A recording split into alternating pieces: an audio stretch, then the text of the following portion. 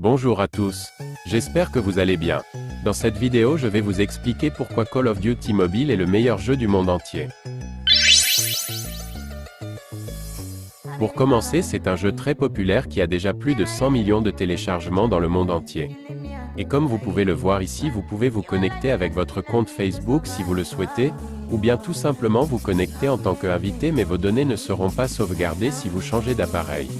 Après vous pouvez vous connecter avec un compte Activision, mais bon, quand on n'a pas de console ni de PC, c'est pas la peine d'en faire un. Vous avez aussi à disposition plusieurs différents modes de jeu comme le mode multijoueur, le mode Battle Royale, le mode zombie et enfin le tournoi. Dans le mode multijoueur, il y a les parties normales et les parties classées.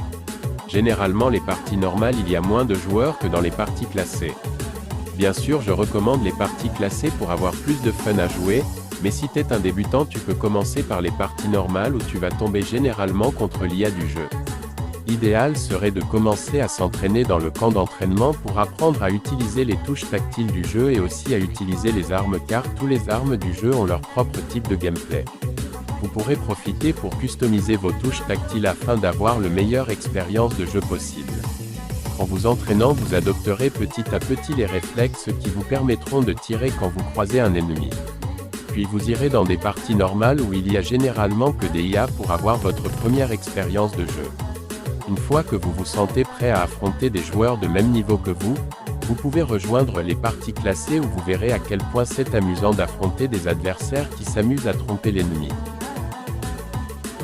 Quand vous allez dans équipement, vous verrez qu'il y a une panoplie d'armes et de customisation à votre portée selon le mode de jeu que vous souhaitiez.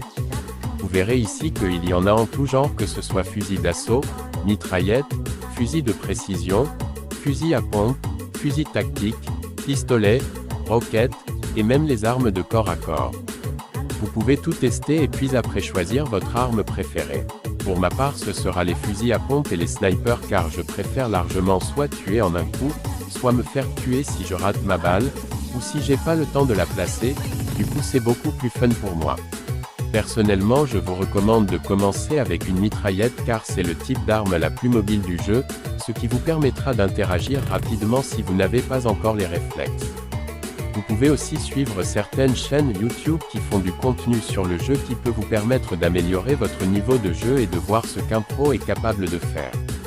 Moi je suis pas un pro car je joue avec deux doigts sur un téléphone pas très puissant et pourtant c'est suffisamment fluide grâce à l'optimisation graphique que j'ai faite sur mon téléphone.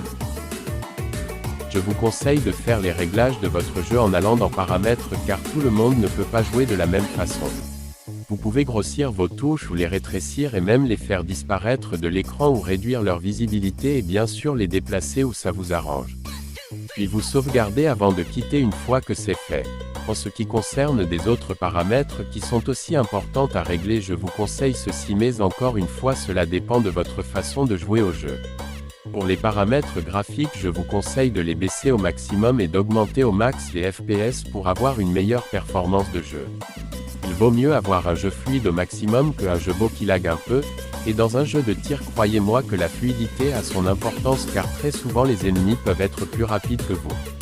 Et n'oubliez pas de jouer en Wi-Fi car plus votre connexion est bonne, plus votre adversaire il sera instantanément touché.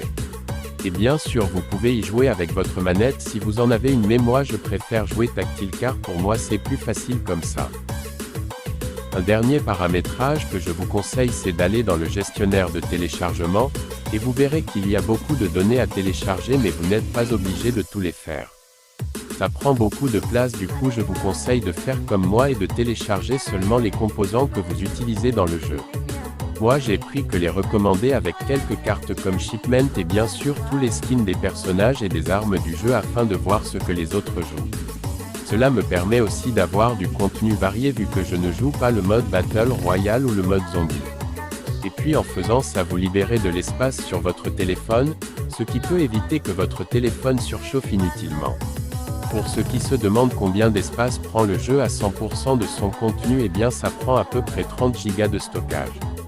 Assurez-vous d'avoir un téléphone qui possède au moins 64 Go de stockage pour vous éviter la surchauffe lorsque vous jouez à ce jeu.